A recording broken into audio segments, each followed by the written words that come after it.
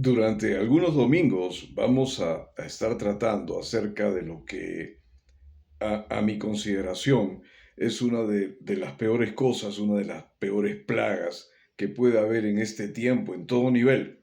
Y hablo acerca de la ceguera espiritual. Hay un viejo dicho que dice que no hay peor ciego que el que no quiere ver. Y creo que eso se cumple a cabalidad, tanto entre los que no conocen a Jesucristo, como también en los que lo conocen, pero lo conocen a su manera. Realmente la ceguera espiritual, el no poder ver con claridad, lo que Jesús ha hecho en favor nuestro a través de su obra de redención es tener realmente un enfoque totalmente parcial. Es como si yo pudiera o me llevaran a ver un paisaje, me llevaran a lo alto de una cima y simple y sencillamente me pusieran unas gafas con una medida que no es la mía. Todo lo que yo voy a poder ver lo voy a ver borroso. No voy a poder ver absolutamente nada con la claridad que debería verla. Sin embargo, mucho de lo que hoy día vivimos, lo vivimos en una mezcla muy compleja, una mezcla donde mezclamos tiempos, temporadas, lo que podría ser alguien de repente que quiere ser más académico, hablar de dispensaciones, que es un tiempo especial que Jesucristo nos da realmente para poder entender, o la palabra de Dios, mejor dicho, nos da para poder entender. Entonces tenemos diferentes tiempos, diferentes momentos, diferentes instantes. Algo de eso habla Gálatas, ¿no es cierto? Que dice que cuando el heredero es niño, en nada se diferencia de un esclavo. Entonces, y creo que también en Primera de Corintios 13 podemos leer que cuando yo era niño, pensaba y actuaba como niño. Y eso es verdad. Cada uno de nosotros, los que ya somos adultos, podemos ver nuestra niñez desde la realidad que tenemos hoy. Ya no va a ser viable que nosotros podamos ver nuestra realidad de niños o cuando éramos niños desde esa misma realidad. Ya hemos crecido, hemos madurado, hemos pasado por diferentes cosas y sin duda hemos adquirido experiencia. Igual sucede con la palabra de Dios. Yo tengo que ver todas las cosas desde este tiempo, desde este momento. ¿En qué momento nos encontramos? Nos encontramos en el momento de lo que la misma palabra de Dios puede enseñarnos a través de Jesucristo mismo, como la dispensación o el tiempo de la gracia de Dios. Y yo lo voy a desarrollar. Así que podemos ver todas las cosas a partir de la obra de redención de Jesucristo. Hay la misma Biblia, tu Biblia, está dividida en el antiguo pacto y en el nuevo pacto. Tú no puedes leer el nuevo pacto desde la realidad del antiguo, es a la inversa. Tú lees el antiguo pacto que era sombra, una figura de lo que venía. Y quien venía era nuestro Salvador Jesucristo, Dios hecho hombre.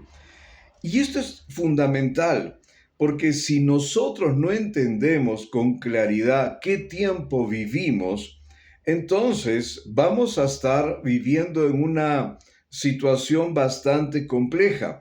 Miren, una de las cosas que es historia pasó en todos los países donde ha habido esclavitud.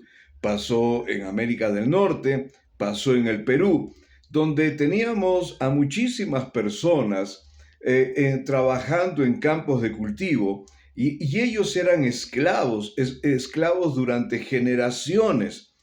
Pero cuando hubo un gobernante que dictó digamos, la abolición de la esclavitud, ellos, a pesar de que legalmente ya no eran esclavos, vamos a decir así, su hábito de vida, su conducta de vida, su forma de pensar era de esclavos.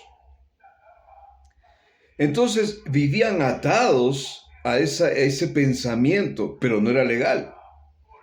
Igual nosotros, si nosotros no entendemos la realidad que nosotros tenemos actualmente en Cristo, entonces vamos a vivir en una situación donde estamos tratando de que muchas cosas pasen en nuestra vida, tratando de que Dios las haga en un futuro más no, distante de lo que es nuestra vida hoy. En algún momento que por favor se trate de apiadar de nosotros y esté tratando, pidiéndole para que por favor haga esto, haga el otro.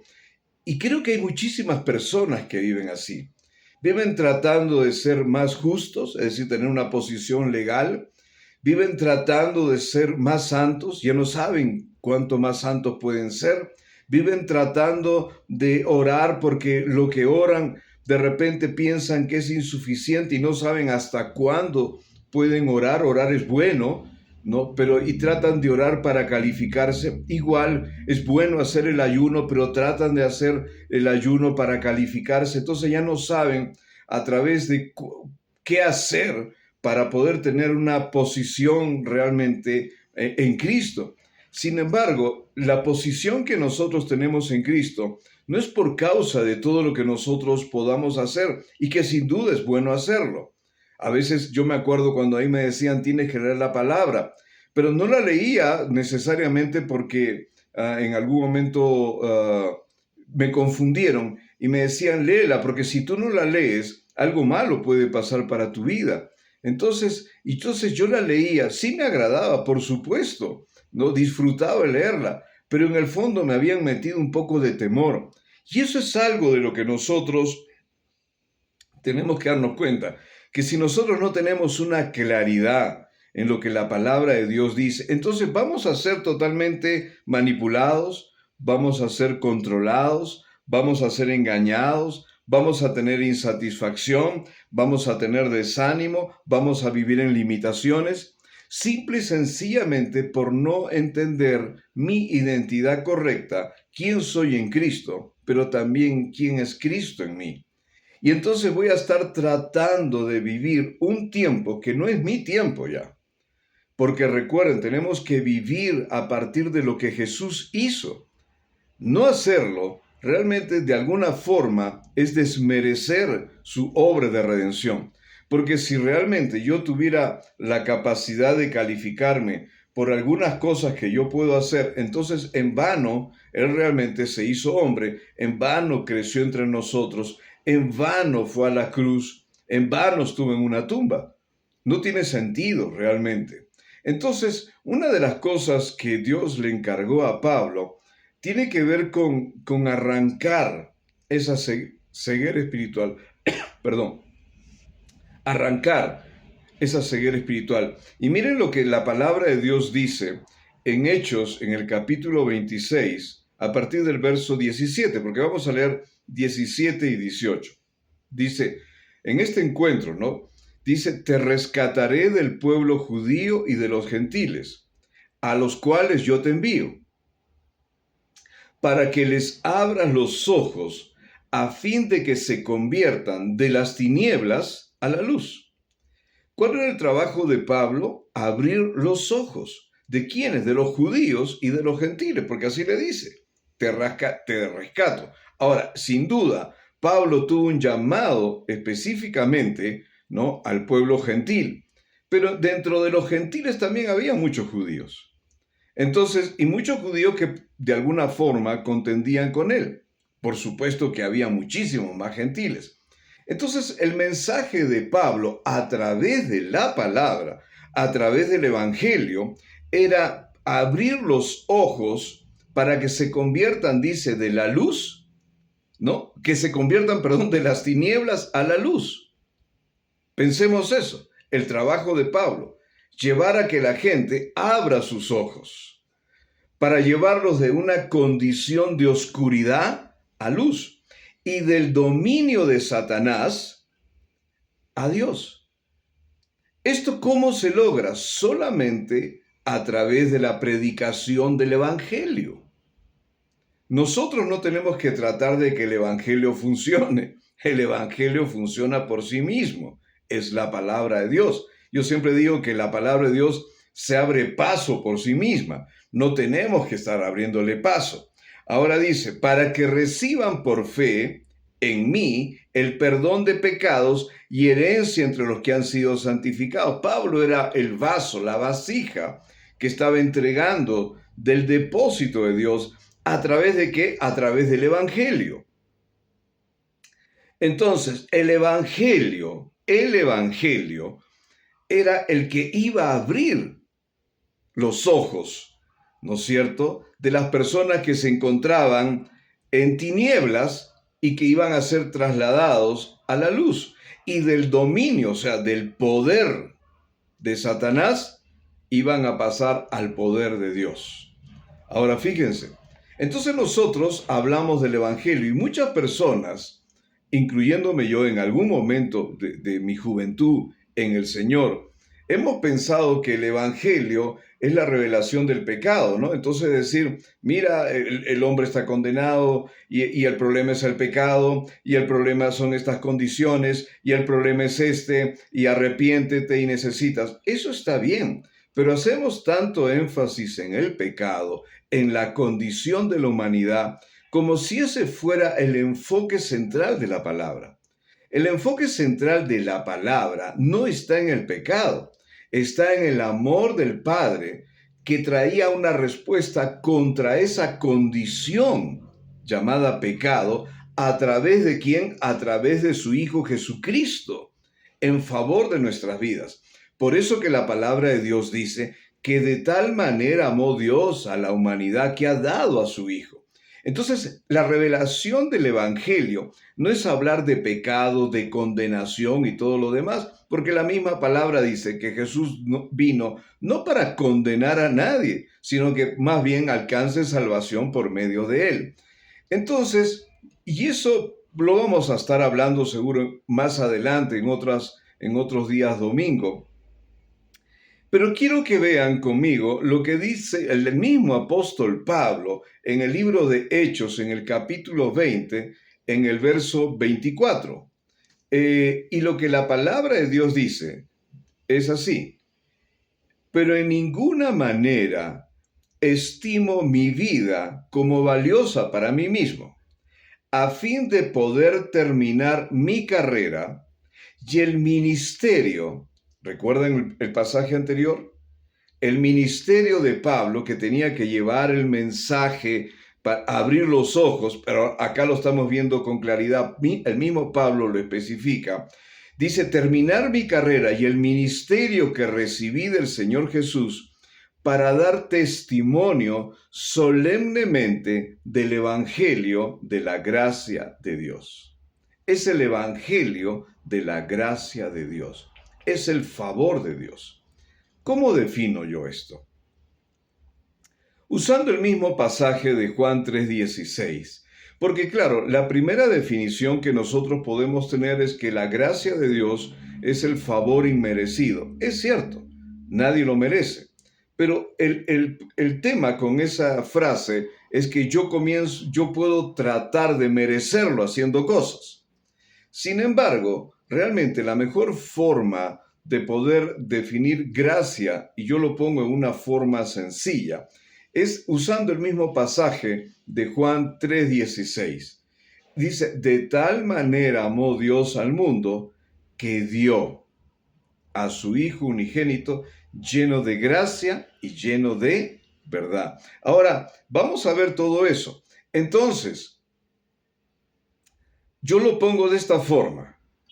Dios es amor. También lo encontramos en 1 de Juan 4. Dios es amor. El amor de Dios, porque Dios es amor, cuando se extiende a ti, cuando ese amor de Dios se inclina como un padre, cuando ese amor te extiende su brazo, eso es favor. Yo siempre voy a decir que la gracia de Dios es el brazo extendido de Dios a la humanidad. Es el brazo de Dios extendido a ti y a mí. ¿Y qué es la fe? La fe es tu respuesta a esa gracia divina. Tu fe, cuando ve el brazo extendido de Dios, extiende también su brazo de fe y toca ese brazo.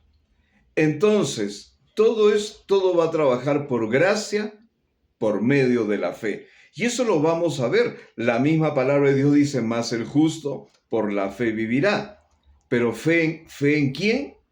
Fe en el Señor Jesús. ¿Fe en qué? Fe en su gracia. Porque la misma palabra de Dios, miren, lo que dice Juan en el capítulo 1, 14, luego vamos a ver el 16, 17, dice, el Verbo se hizo carne y habitó entre nosotros y vimos su gloria, gloria como del unigénito del Padre, lleno de gracia y de verdad. Verso 16, pues de su plenitud todos hemos recibido gracia sobre gracia. Otra versión dice, todos podemos tomar gracia sobre gracia. Porque la ley donde tú tenías que hacer algo para que Dios hiciera algo, era otro tiempo, otra dispensación, otro momento, otra foto. Ok, dice, porque la ley fue dada por medio de Moisés. Pero la gracia y la verdad fueron hechas realidad por medio de Jesucristo. Entonces, cuando nosotros no podemos ver, y hoy día estamos, como yo digo, saltando entre la ley, es decir, que yo tenía que hacer algo para que Dios respondiera, porque era ese tiempo. Así fue en ese tiempo. Yo voy a hacer algo, y eso trajo un concepto, un marco religioso. Yo tengo que hacer algo para que Dios haga algo por mí. Yo tengo que orar mucho para yo ser bendecido. Yo tengo que leer mucho la palabra para ser bendecido. Entonces, yo tengo que hacer esto y esto para ser más justo. Yo tengo que hacer esto para ser más santo.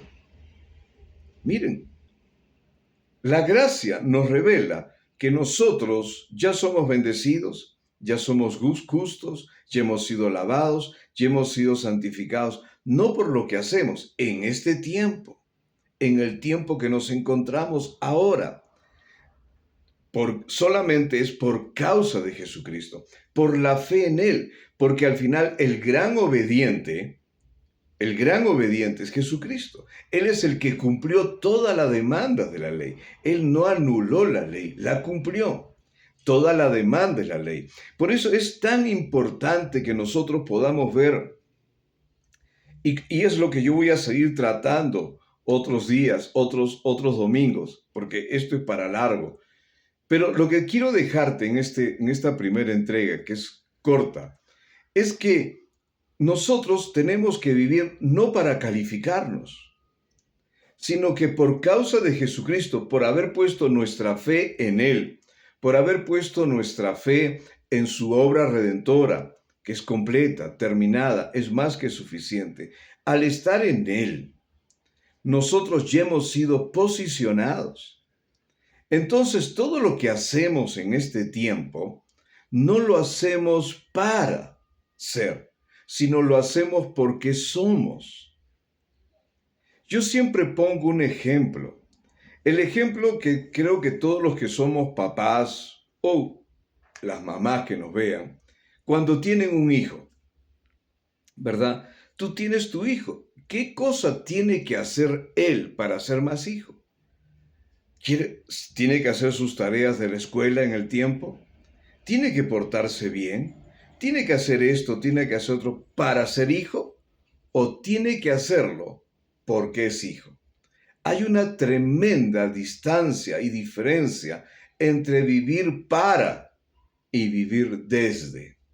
Nosotros como hijos de Dios, renacidos por una simiente incorruptible, por el Espíritu Santo, ahora somos hijos. La misma palabra de Dios dice que a todos los que le hemos recibido, a los que creemos en su nombre, nos ha dado la potestad o el derecho legal de ser hijos. Entonces no vivimos tratando, voy a hacer esto, y vivimos agobiados en lugar de vivir en la libertad que Cristo nos produce. Y esto es lo primero que yo te quiero dejar. Esta es una primera entrega que voy a estar tratando cada uno de los domingos para que realmente nosotros podamos disfrutar esa realidad. Entonces, la ceguera espiritual es terrible. La ceguera espiritual es completamente contraria. El apóstol Pablo, su llamado era quitar esa ceguera espiritual, compartir, predicar el evangelio de la gracia de Dios a través de Cristo y llevar a que miles, miles y miles de personas puedan caminar en esa libertad que solo puede producirse a través de Jesucristo. Y Él pagó un precio inmenso, gigante, en esa cruz, derramando su sangre, entregando su vida. Nos encontramos el próximo domingo y recuerda que Dios es bueno y Jesús es el Señor.